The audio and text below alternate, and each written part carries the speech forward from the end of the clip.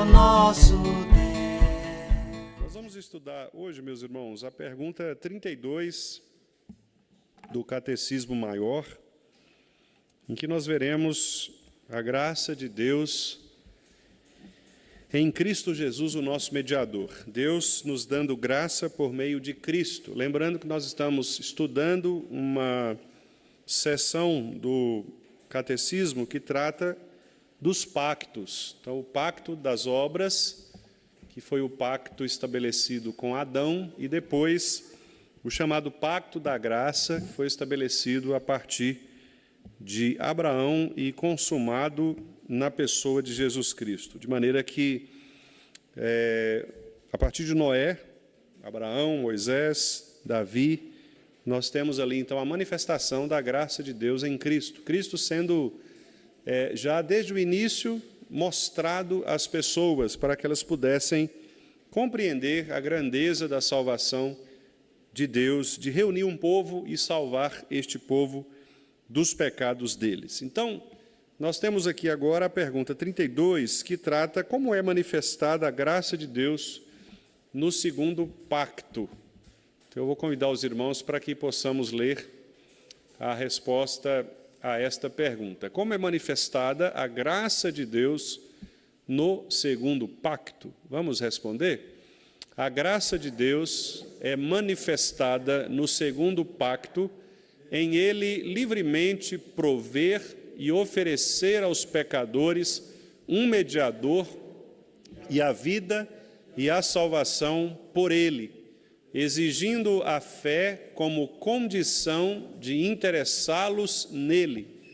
Promete e dá o Espírito Santo a todos os seus eleitos para neles operar esta fé com todas as mais graças salvadoras e para os habilitar a praticar toda santa obediência como evidência da sinceridade da sua fé e gratidão para com Deus e como o caminho que Deus lhes designou para a salvação.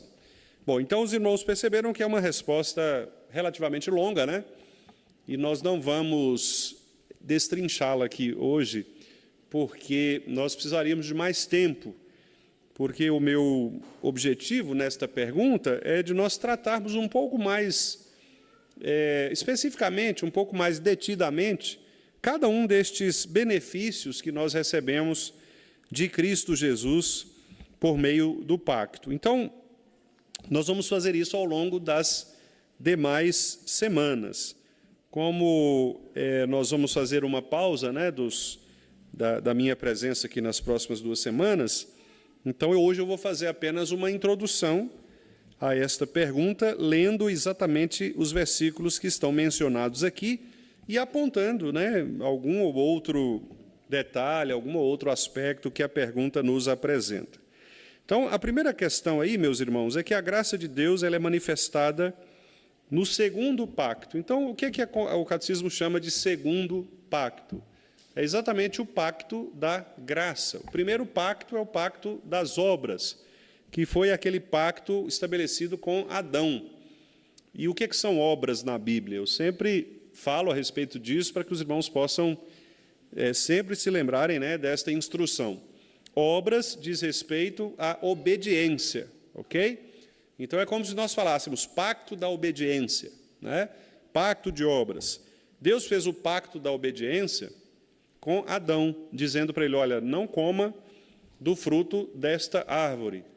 Contudo, Adão não foi perfeito e comeu, caiu, não obedecendo perfeitamente a Deus. Então, a partir daí, Deus estabeleceu um segundo pacto, que é o pacto da graça, ou seja, não é mais pela obediência que o homem é salvo, mas pela graça operada em Cristo Jesus, que é exatamente o que a pergunta descreve, apontando, inclusive, os benefícios desta graça. Muito bem. Então, esta graça de Deus é manifestada neste segundo pacto, ou seja, o pacto da graça, quando Deus, livremente, porque ele não foi coagido, né, Deus não era obrigado a salvar, ele salvou porque quis, como Paulo menciona lá na sua carta aos Romanos, né? Ele dá misericórdia a quem quer e endurece a quem quer. Então, Deus não era obrigado a nos salvar, mas ele livremente, então, ele faz uma série de benefícios, né, para as pessoas que ele mesmo resolveu direcionar esses benefícios. E esses benefícios estão listados aí, resumidamente, nesta resposta. Primeiro, ele provê e oferece aos pecadores um mediador. Então, esse é o primeiro benefício. Deus apresenta Cristo, Deus oferece Cristo. Vamos ver o texto de Isaías 42, versículo 6. Isaías 42, 6. Deus oferece Cristo, ou seja, um mediador para o seu povo. Isaías 42, versículo 6.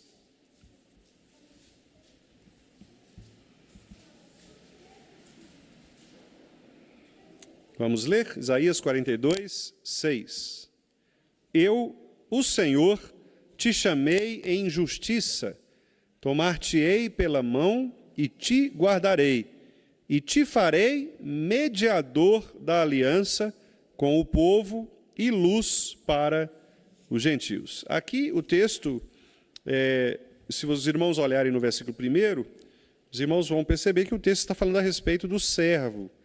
Eis aqui o meu servo. E na linguagem do profeta Isaías, servo se refere exatamente a Jesus, não é?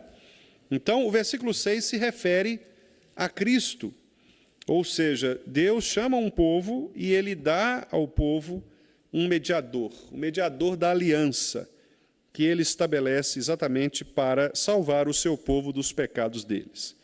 Além de prover e oferecer este mediador, o catecismo também diz que Deus oferece a vida e a salvação por meio deste mediador, não é?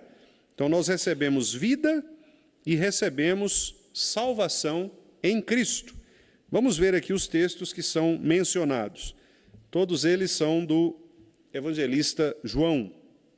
Vamos ler João 6, 27, no Evangelho de João, capítulo 6, versículo 27. João 6, 27.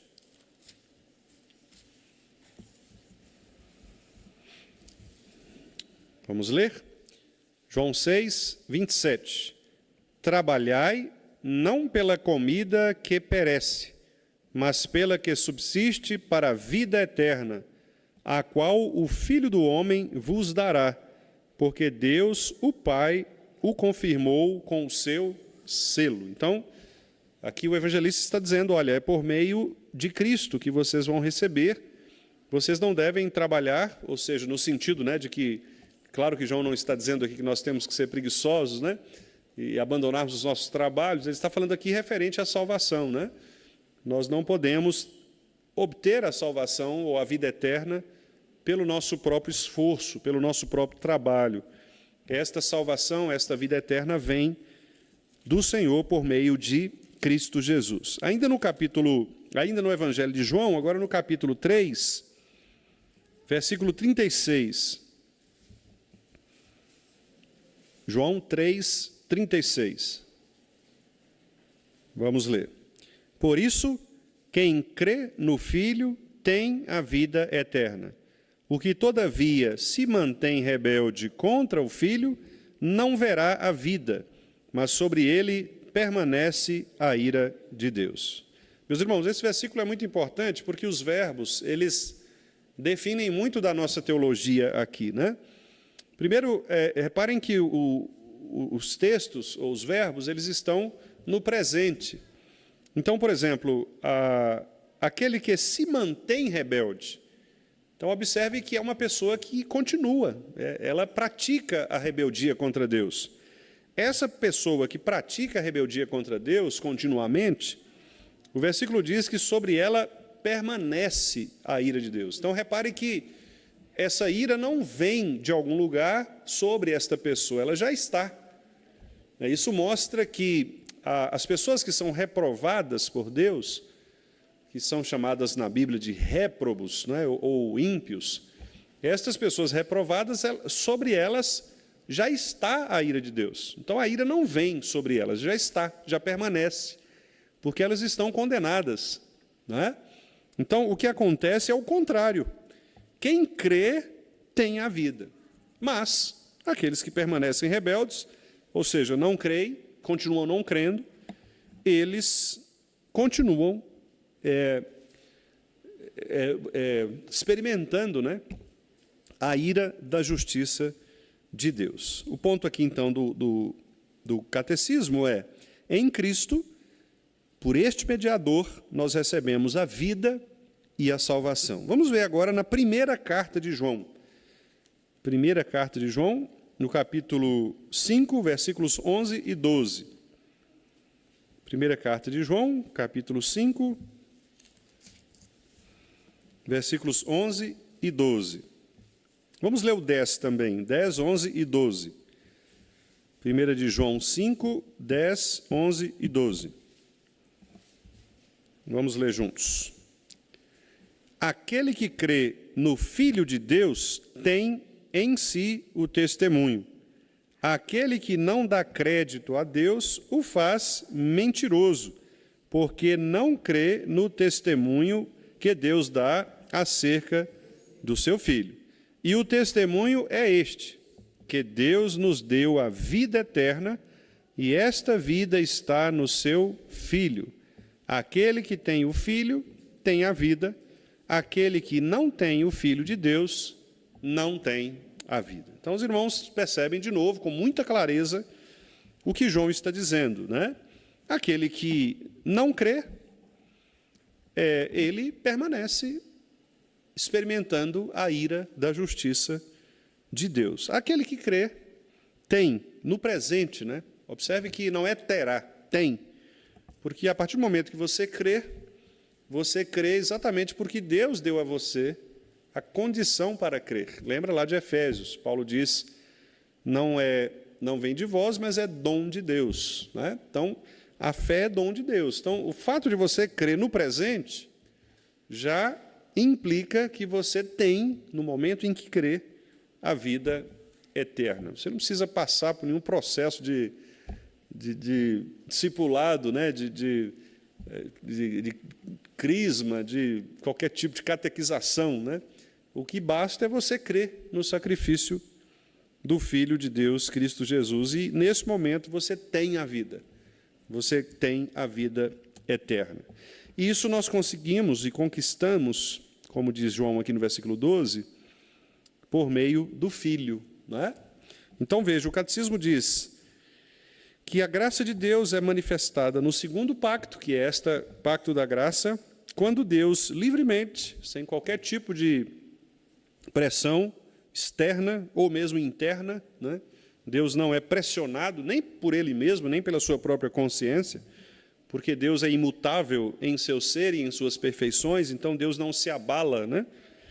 Ele livremente provê e oferece aos pecadores um mediador, dá a eles a vida por meio deste mediador e concede a eles a salvação. Então, esses são os dois primeiros aspectos. Bom, agora o catecismo passa para uma outra categoria, né? Deus, primeiramente, provê e oferece Cristo para conceder vida e salvação. Mas, ao mesmo tempo, a graça de Deus também, ela faz algumas exigências, né? Ela implica em nós algumas respostas que nós oferecemos a Deus. Por isso que nós não podemos entender a graça simplesmente como algo que você recebe para a salvação. Mas a graça é mais do que uma recepção para a salvação. A graça também é um preparo para que nós sirvamos a Deus, ou uma capacitação para que nós possamos servir a Deus. Então, a graça, ela tira você do pecado, tira você do inferno, livra você da lama, mas, ao mesmo tempo, ela te capacita para servir a Deus, né? Então, há o aspecto negativo e o aspecto positivo, quer dizer, o não ser condenado e o servir a Deus, o adorar a Deus. Então, repare que agora o catecismo também coloca estes aspectos. Por exemplo, diz aí o texto que, além de Deus prover e oferecer aos pecadores um mediador, a vida e a salvação, por meio dele, Deus também exige a fé como condição de interessá-los nele. Então, Deus exige de nós a fé. Então, sem fé é impossível agradar a Deus. Mas aí você pergunta, tá, mas como que nós vamos... como que Deus exige de nós a fé se nós não somos capazes de produzi-la? E aí está a grande questão, não é, que nós vamos ver aqui de novo no Evangelho de João, no capítulo 3, mas no versículo 16. Olha o que João aqui, com muita clareza, registrou, não é? João 3, 16.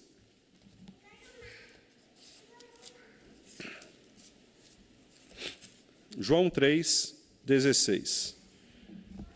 A gente sabe de cor, mas é importante lermos, né? Vamos lá? Porque Deus amou ao mundo de tal maneira que deu o seu Filho unigênito, para que todo o que nele crê não pereça, mas tenha a vida eterna. Então, o que João está querendo dizer aqui? João está querendo dizer o seguinte, que Deus ele fornece tanto a solução para o problema, que é Cristo, quanto o meio para se alcançar a Cristo, que é a fé. Né? Agora, nós somos informados lá por Paulo de que a fé é um dom de Deus, não vem de nossa própria obediência, para que nós não nos gloriemos na nossa própria obediência, no nosso próprio esforço. Então, veja que Deus ele planta, coloca fé em nossos corações, para que nós possamos responder ao chamado do Evangelho. Então, isso é interessante, porque por isso que, às vezes, né, alguns irmãos que são muito puristas com relação às palavras teológicas, né, algumas pessoas falam assim, quando eu me converti, aí alguém fala assim, não, você não se converteu, quem te converteu foi Deus, né? Mas não é muito próprio essa correção, porque, de fato, a conversão somos nós que fazemos, no sentido de que Deus implanta fé no nosso coração e nós mudamos a rota para olhar para Deus, né? Então, nós não fazemos isto pelo nosso próprio esforço, mas nós fazemos isso a partir do momento que Deus coloca fé no nosso coração. Então, a implantação da fé é dom de Deus, mas a conversão, ou seja, no sentido de você agora abandonar as coisas do mundo para voltar-se para Deus, é uma ação do indivíduo, nesse aspecto, irmãos, né? Entendam bem o que eu estou dizendo. Quer dizer, não é que a pessoa ela tenha o chamado livre-arbítrio, que ela pode escolher entre Deus, não é isso. O que eu estou dizendo é que você está lá na sua vida, longe de Deus, alheio a Deus, e aí, de repente, você ouve a pregação da palavra e cai a ficha e você fala, olha, eu estou errado mesmo, e se arrepende e volta para Deus. Essa ação é você quem faz, mas você só faz essa ação porque, primeiramente, Deus colocou a fé salvadora no seu coração, né? Então, esse é um ponto importante para a gente entender. Então, a conversão, nesse sentido, né, de olhar para Deus, de mudar a perspectiva, ela, de fato, é uma conversão que vem do nosso coração a partir do momento que Deus implanta esta fé, que é um dom dele, né? Porque ele exige de nós esta fé como condição para que nós nos interessemos nele, né? Sem fé é impossível agradar a Deus, como diz o escritor aos Hebreus, né? E agradar a Deus ali não está só no sentido de crentes que estão, digamos, né, geralmente a gente usa o agradar no sentido de culto, né? No sentido de que nós estamos aqui para agradarmos a Deus. Mas, na verdade, todo ser humano ele é chamado para agradar a Deus. A criação, lá como diz o Salmo 150, 149, 148, né? Os salmos dizem o quê? Que a criação deve louvar a Deus, adorar a Deus, agradar a Deus, né? Então, na verdade, sem fé, é impossível agradar a Deus. Qualquer pessoa que... Por isso que lá mais à frente, né, diz que aqueles que se aproximam de Deus, eles precisam crer que Deus é o galardoador daqueles que o buscam. Ou seja, alguém que se aproxima de Deus com fé genuína, ele deve ter a convicção de que esse Deus é doador destas bênçãos. Porque, senão, a aproximação ela é inútil, né?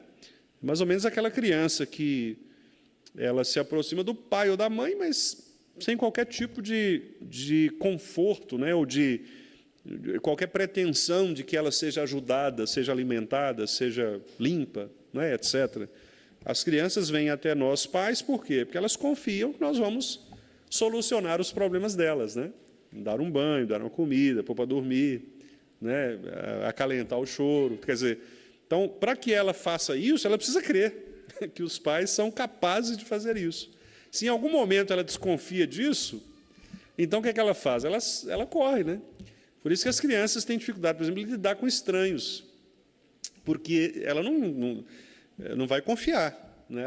Quer dizer, não é meu pai, não é minha mãe, então deixa eu ver primeiro o que esse camarada vai, né? Como que ele vai reagir. Então, quer dizer, por quê? Porque ele não tem a fé, ele não se entrega genuinamente.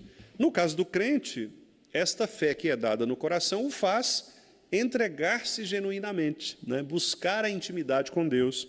Por isso o escritor aos Hebreus diz isso, né? Que aquele que se aproxima de Deus é necessário que ele creia que Deus é o galardoador, que Deus pode doar, que Deus pode oferecer as bênçãos que ele oferece. Então, essa exigência da fé é, de fato, uma condição essencial para que nós nos interessemos no Senhor. E esta fé, embora ela seja dada por Deus, conforme Paulo em Efésios 2, ela nos move a que nós tomemos uma decisão e que nós nos convertamos diariamente em direção ao Senhor.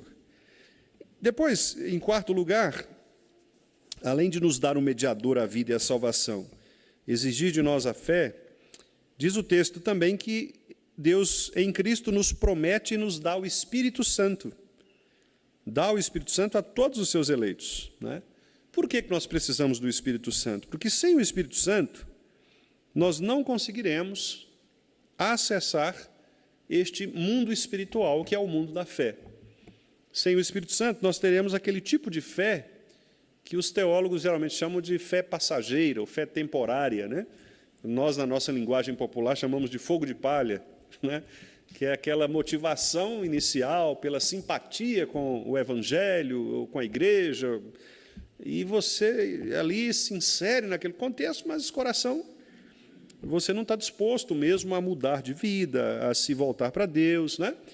Então, nós precisamos do Espírito Santo. Uma fé desprovida do Espírito Santo é uma crença inútil, é um fanatismo religioso, ou qualquer outra coisa desse tipo, né?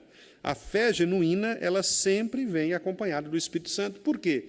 Porque é o Espírito que nos convence. Lembra do que Jesus disse? Eu vou mandar outro Consolador, porque este outro Consolador vai convencê-los da justiça, do juízo, né? Do pecado, da justiça, do juízo. Ou seja, é o Espírito Santo que nos convence. Então, vamos ver os textos que mostram que Deus nos dá o Espírito, né? Para que o Espírito possa operar essa fé em nossos corações, e não só essa fé, mas diz o texto do Catecismo, que também as demais graças salvadoras. O que são essas graças salvadoras? Nós vamos trabalhar isso mais detidamente à frente, mas são todas aquelas, como diz Pedro na sua carta, tudo aquilo que nos leva à vida e à piedade, né? Então, as graças salvadoras, conforme nós vamos ver aqui nos textos, mostram que Deus, de fato, reserva para os seus filhos bênçãos sem medida. Por isso nós podemos orar, né? Por isso nós podemos confiar no Senhor, na providência de Deus diária. Então, esta fé nos leva a acessar todo esse reino espiritual e tudo aquilo que nos está reservado. Vamos ver, então, esses textos? Vamos começar aqui por Provérbios 1, 23. Provérbios 1, 23.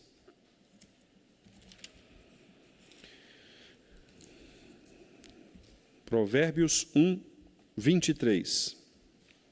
Vamos ler juntos. Atentai para a minha repreensão, eis que derramarei copiosamente para vós outros o meu espírito, e vos farei saber as minhas palavras. Texto maravilhoso, não é? Salomão aqui demonstrando exatamente este benefício da sabedoria divina, que é considerada como fruto do próprio Espírito de Cristo, né, o Espírito Santo do Senhor. Então, eu derramarei-o copiosamente. O advérbio copiosamente significa de maneira, assim, sem ficar medindo no conta-gotas, né? Eu vou pegar um balde assim, vou jogar sobre vocês, né? Que é muita ideia da aspersão do Antigo Testamento.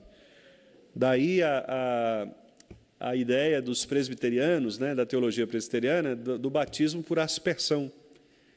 Um dos argumentos, né, não é só este, mas um dos argumentos é que as expressões do Antigo Testamento que se referem ao batismo geralmente apontam para aspersão, né? Aspergirei sobre vós, derramarei sobre vós. Então, nós não temos no Antigo Testamento expressões de mergulho, né? de imersão em água. Geralmente é de cima para baixo, né?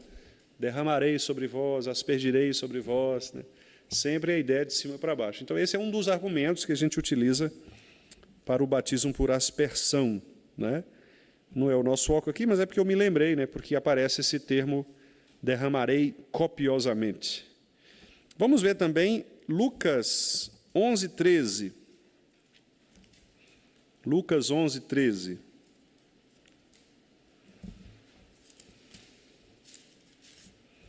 Lucas 11:13. Aqui é aquela pergunta muito interessante de Jesus, né? Uma pergunta retórica, né? Jesus diz, será que se vocês pedirem ao Pai de vocês uma coisa, Ele vai dar outra, né? E aí ele faz uma pergunta, ele diz, olha, se os pais terrenos são capazes de dar boas coisas, quanto mais o Pai Celestial, né? Então vamos ver aí o versículo 13. Ora, se vós, que sois maus, sabeis dar boas dádivas aos vossos filhos, quanto mais o Pai Celestial dará o Espírito Santo àqueles que lhe pedirem. Aqui há várias lições, né? Só nesse versículo. Primeiro, por que nós somos maus? Ou aquela audiência para quem Jesus falou era uma audiência má? Porque eram pessoas caídas, eram pecadores, né? Se nós que somos pecadores, o nosso coração, por mais que a gente queira fazer o bem, nós não conseguiremos fazer o bem à medida do bem de Jesus. Se nós que somos assim, sabemos conceder boas coisas, então Deus vai nos conceder, porque Ele é perfeito, aquilo que só Ele pode conceder, que é o Espírito Santo. E aí tem uma expressão interessante, né? Aqueles que lhe pedirem. Claro que Jesus está falando aqui exatamente de uma ampliação, de um aumento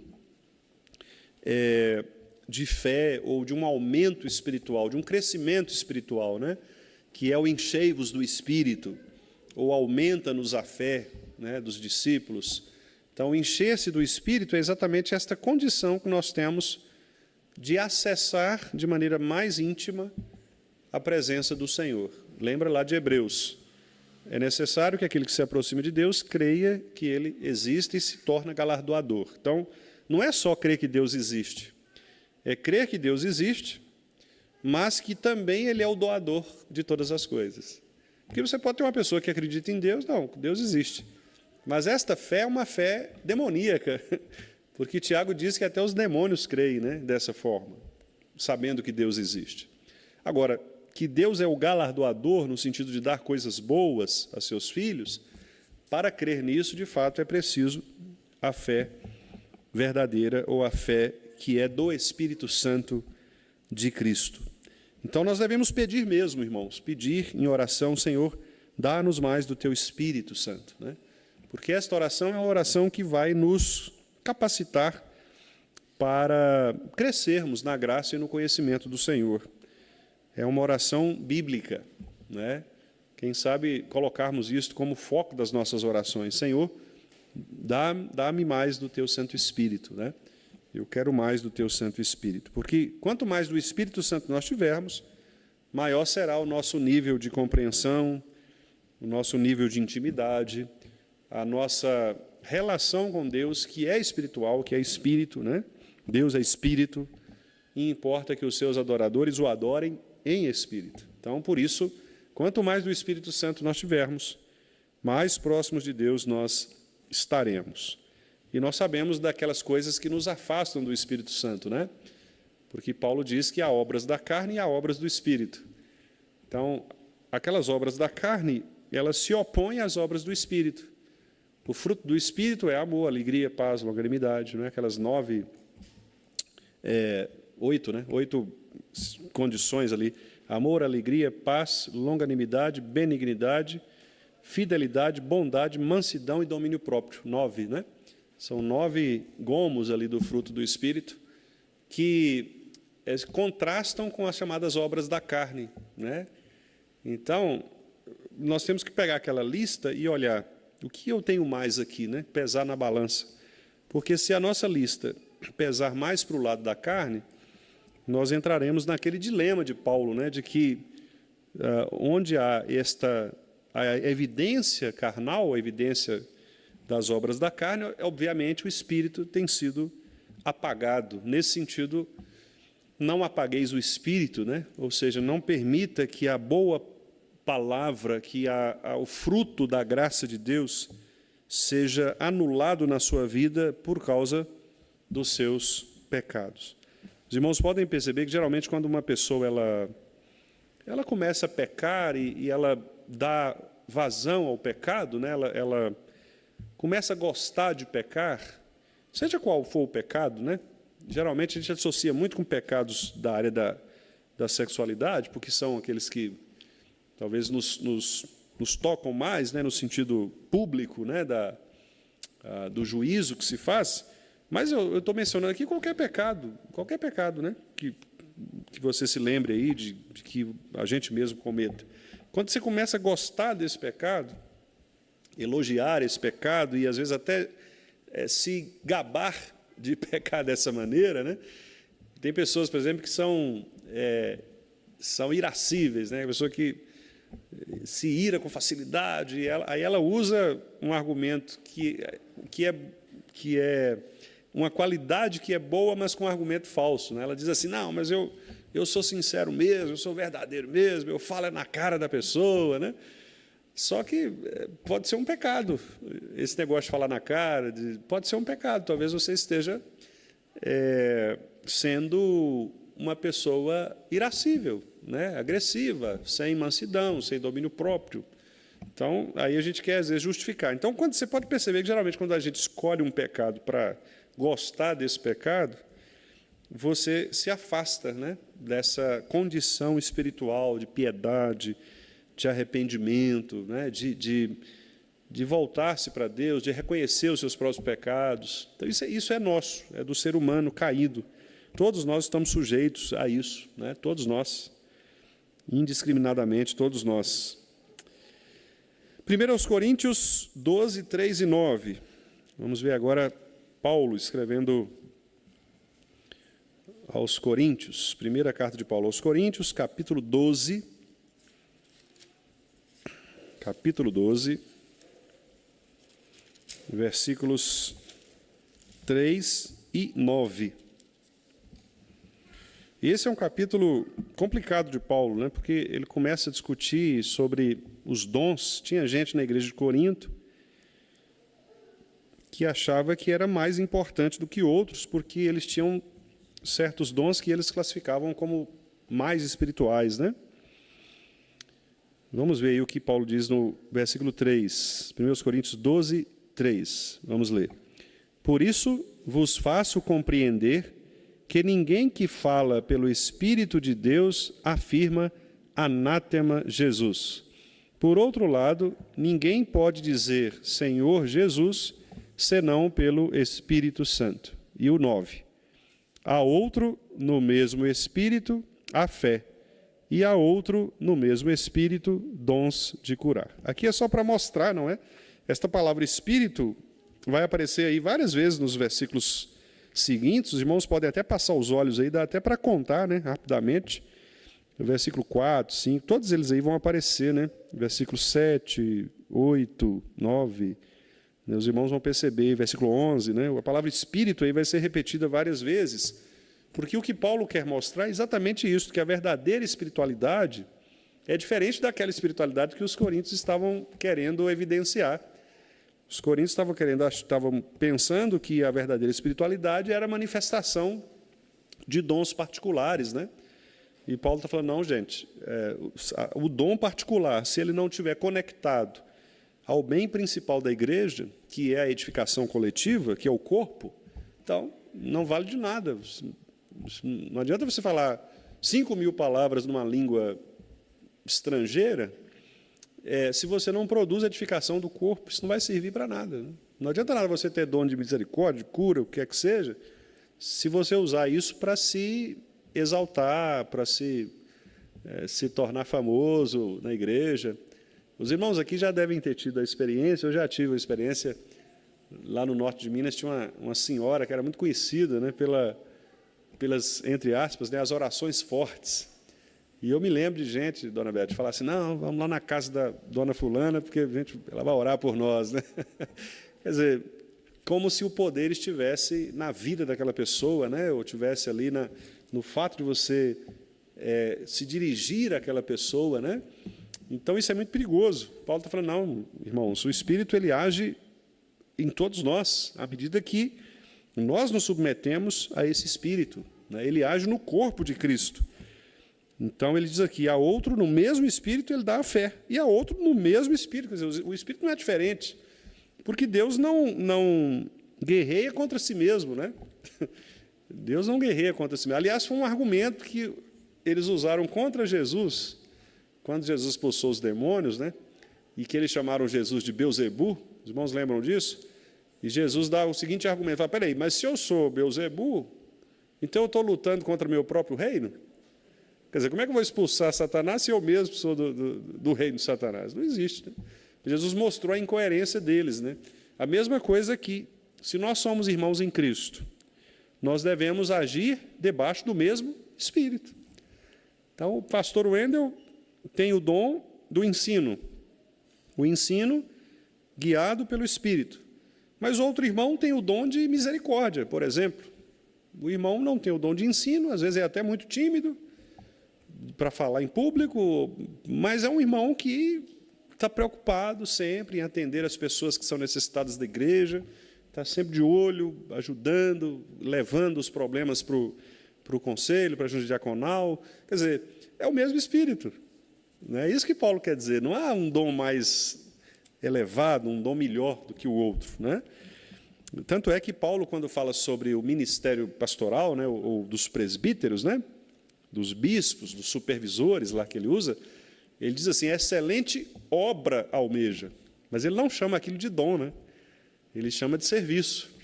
É uma obra, é um serviço. Quer dizer, então, é um serviço excelente mesmo, e é mesmo. Você se tornar um presbítero, é um serviço excelente. Mas isso não quer dizer que a excelência esteja no sentido de que você tem um poder espiritual, né? A você é concedido um poder espiritual para você agir de maneira espiritualmente mais poderosa. E isso é muito ruim, porque você vê, por exemplo, nessas seitas, né, especialmente no neopentecostalismo, né, essa ideia é muito forte. Quer dizer, é o bispo, é o apóstolo, é o missionário que tem ali a toalhinha, tem os patuás lá, né, para abençoar as pessoas, né? Então, você vê que tudo isso é uma má interpretação da Bíblia, né? A palavra de Deus não menciona em nenhum lugar essa ideia de que existe alguém que seja mais poderoso. Aquelas pessoas que se curvaram diante de Paulo, os irmãos se lembram? Paulo falou, não, gente, levanta que eu também sou homem. Não tem que curvar diante de nós, não. Aqui quem manda é Cristo. Nós estamos aqui servindo a Cristo. Esse poder que Cristo nos deu foi um poder momentâneo com uma função específica. Então, não nos adorem, adorem a Cristo, né?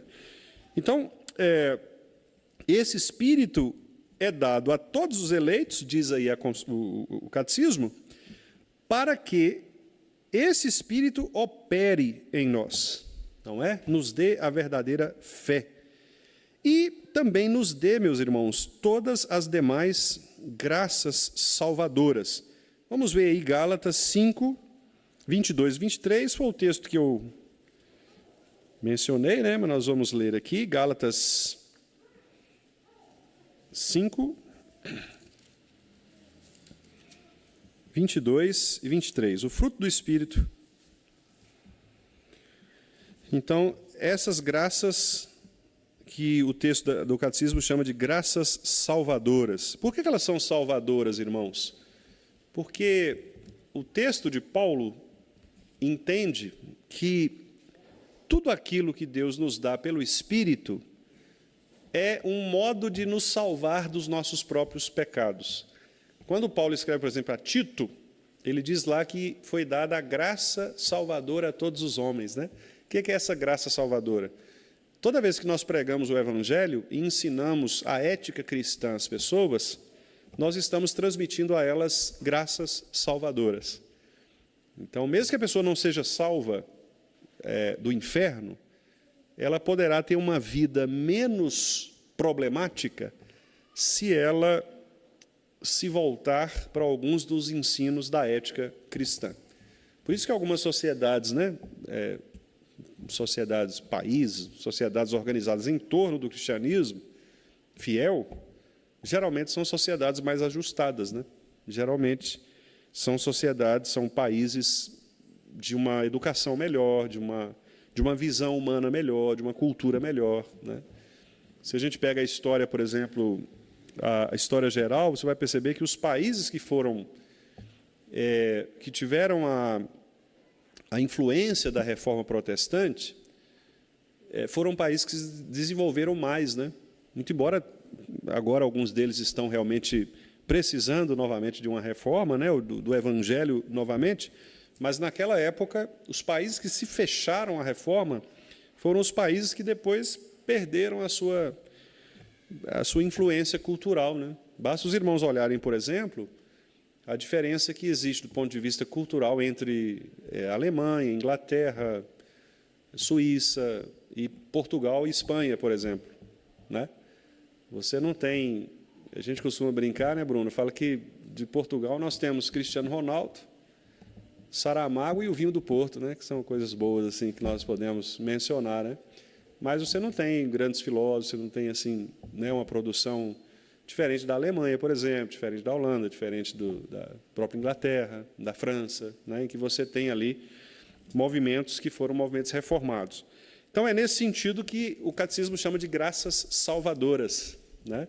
Quer dizer, quando as pessoas elas aprendem a ética cristã, elas aprendem estas graças. Vamos ler, então, aí? Gálatas 5, 22 e 23. Vamos lá. Mas o fruto do Espírito é amor, alegria, paz, longanimidade, benignidade, bondade, fidelidade, mansidão, domínio próprio. Contra estas coisas não há lei. Muito bem. Além disso, diz o texto que também o Espírito Santo nos habilita a praticar a obediência. Então, se nós obedecemos, é porque o Espírito nos habilita para isso. E essa obediência é evidência da nossa sinceridade e da nossa gratidão a Deus. A obediência não é para a salvação, mas a obediência é porque fomos salvos, né? Não é para ser salvo, mas porque fomos salvos. Então, vamos ver aí os textos. Ezequiel 36, 27. Ezequiel 36, 27. Ezequiel 36,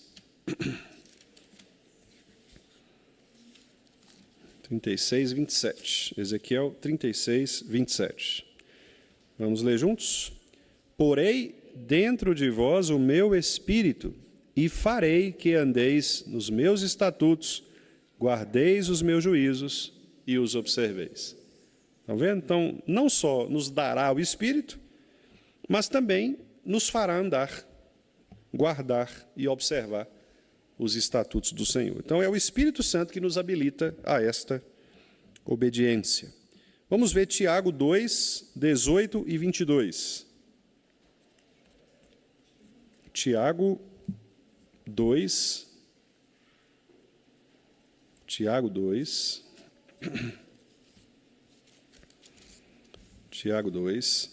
versículos 18 e 22. Vamos lá, Tiago 2:18. Mas alguém dirá: tu tens fé e eu tenho obras. Mostra-me essa tua fé sem as obras, e eu, com as obras, te mostrarei a minha fé. E o 22?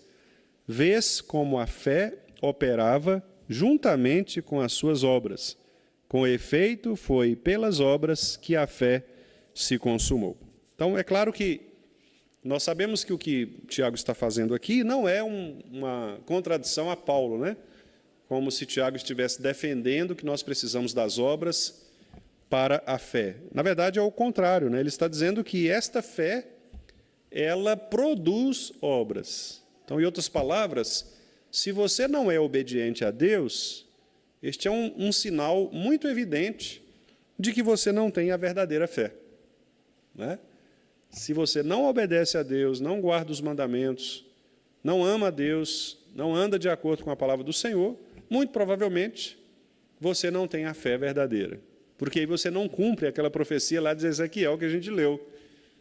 Porei sobre vós o Espírito e fareis com que andeis. Então, quer dizer, se você não está andando, não está observando, não está guardando, é porque você não tem o Espírito Santo. Se você não tem o Espírito Santo, você não tem a fé. Porque a fé é um dom do Espírito Santo, né? Então, veja que é um caminho lógico, né? de obediência ao Senhor. Obediência pela fé e também gratidão. Vamos ver aí agora 2 Coríntios. São mais 2 textos, irmãos, para a gente finalizar. 2 Coríntios. Segunda carta de Paulo aos Coríntios, capítulo 5, versículos 14 e 15. Segunda carta de Paulo aos Coríntios, 5, versículos 14 e 15. Esse é um texto muito bonito, né? Em que Paulo mostra exatamente isso, que nós somos frutos, né, de um amor tão majestoso, e isso deve gerar em nós gratidão em nosso coração. 2 Coríntios 5, 14 e 15. Vamos lá? Pois o amor de Cristo nos constrange, julgando nós isto: um morreu por todos, logo todos morreram. E ele morreu por todos, para que os que vivem não vivam mais para si mesmos, mas para aquele que por eles morreu e ressuscitou. Então veja que a obra de Cristo foi exatamente esta, para que nós possamos viver para a glória dele, em gratidão, né, aquilo que ele fez por nós na cruz. E, finalmente, Efésios 2:10, que também é um texto bastante conhecido nosso, né, e que encerra esta lista de textos do catecismo para esta pergunta, afirmando que Deus também, ele planta em nós o Espírito para que nós possamos obedecer a ele com sinceridade de fé, gratidão, como o próprio caminho que Deus nos deu, nos designou para a nossa salvação. Então, é muito interessante, porque Deus ele faz com que nós nos lembremos, né, de que o caminho pelo qual nós andamos é um caminho que ele mesmo estabeleceu na sua eternidade, né, na eternidade do Senhor. Então, Efésios 2:10. Vamos lá? Pois somos feitura dele, criados em Cristo Jesus para boas obras, as quais Deus de antemão preparou para que andássemos nelas. Olha que texto rico, né, meus irmãos? Quer dizer, nós somos feitura dele, criados em Cristo. Repare que nós somos criados em Cristo. Paulo faz questão de dizer que nós não fomos criados lá em Adão, né? Nós sabemos que fomos criados em Adão. Mas aqui ele faz questão de dizer que nós somos criados em Cristo, porque aqui é uma nova criação. Não é aquela criação adâmica, mas é uma criação cristã, no sentido de que em Cristo nós somos novas criaturas, né? Em Cristo nós fomos recriados, nós nascemos de novo, que é o que a nossa teologia chama de regeneração, né? É exatamente isso. Nós estávamos mortos e ele nos deu vida. Então nós somos criados em Cristo. Para quê? Para a obediência, para boas obras. Nós devemos obedecer ao Senhor. Quais obras? Aquelas que Deus já preparou de antemão. Então veja que nós já deveríamos estar obedecendo a Deus. No entanto, nós não fazíamos isto por causa do pecado. Mas agora, em Cristo, nesta nova aliança, nós nos encaixamos de novo no projeto final de Deus, né, que é nos levar para a sua glória. Então, imagine uma reta, um caminho em que, em algum momento do percurso, nós somos tirados desse caminho e jogados num abismo. Daquele abismo não há como sair, porque nós não somos capazes de escalar, né, aquela montanha. Então, a gente fica ali tentando, arrastando, mas é inútil. Alguém vem, joga uma corda para nós, nos resgata e nos coloca de novo no caminho, para a gente seguir a trilha e chegar até o final. É exatamente esta a ideia, né? Então, nós nascemos de novo. Algumas pessoas até usam essa expressão quando, por exemplo, elas sofrem algum acidente, né? Passam por alguma situação de saúde, elas dizem, nasci de novo. E nós somos assim também, nós nascemos de novo, no sentido espiritual. Estávamos mortos, né? Não havia nenhuma esperança para nós, mas em Cristo nós nascemos de novo. Então, este é o pacto da graça, né? Em Deus livremente prover para nós um mediador, Cristo Jesus, para nos dar vida, para nos dar salvação, nos dar o Espírito Santo, para que nós possamos, por meio do Espírito, exercitar esta fé com sinceridade, com gratidão, amando a Deus sobre todas as coisas, andando no caminho que Ele estabeleceu previamente, antecipadamente, para todos nós. Que Deus nos abençoe, meus irmãos. Alguma observação, irmãos? Alguma pergunta? Comentário? Podem ficar à vontade, se houver.